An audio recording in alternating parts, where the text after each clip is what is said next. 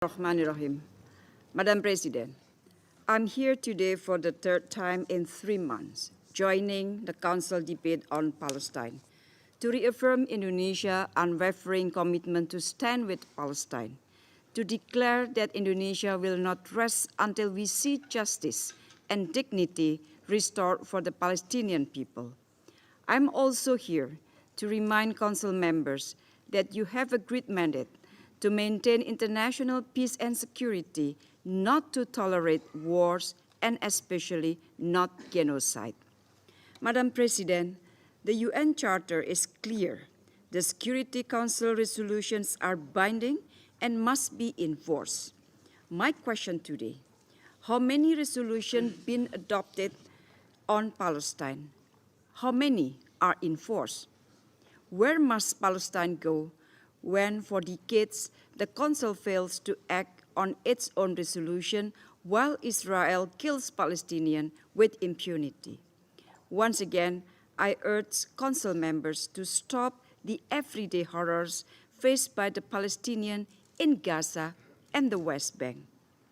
It's over 25,000 people dead, with increasing numbers dying from hunger and the freezing cold, including babies and children, too little for us to act?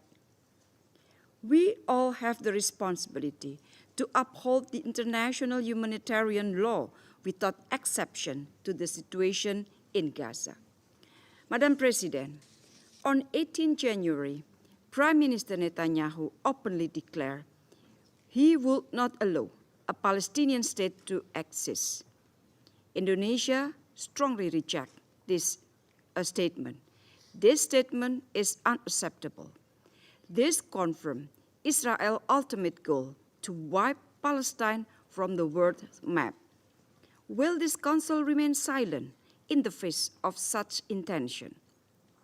A threat of a full-blown war in the Middle East is a real and present danger. In this context, I emphasize the following. First, we demand an immediate and permanent ceasefire. This will be a game changer for everything. Most importantly, it will provide space to address the humanitarian situation in Gaza, begin work on post-conflict reconstruction, and the process for the two-state solution. At the same time, it is critical to support the work of the UN Senior Humanitarian and Reconstruction Coordinator to pave the way for the delivery of life-saving humanitarian assistance in Gaza. Second, Palestine must be granted immediate full membership in the UN. This is essential to start fair and balanced work on the two-state solution and to stop Israel's brutal aggression. And third, stop the flow of arms to Israel. Every weapon sent to Israel can be used to kill innocent civilians. Madam President, Israel must be held accountable for this action, including atrocities in Gaza. No nation is above the law. And next month, Indonesia will present its oral statement for the ICJ advisory opinion brought to the court on the mandate of the General Assembly. Indonesia will take any possible avenues to support Palestine.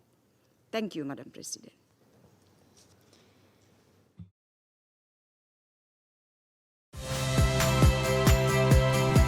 Saya Liviana Cerlisa. Saksikan program-program Kompas TV di siaran digital, pay TV, dan media streaming lainnya. Kompas TV, independen, terpercaya.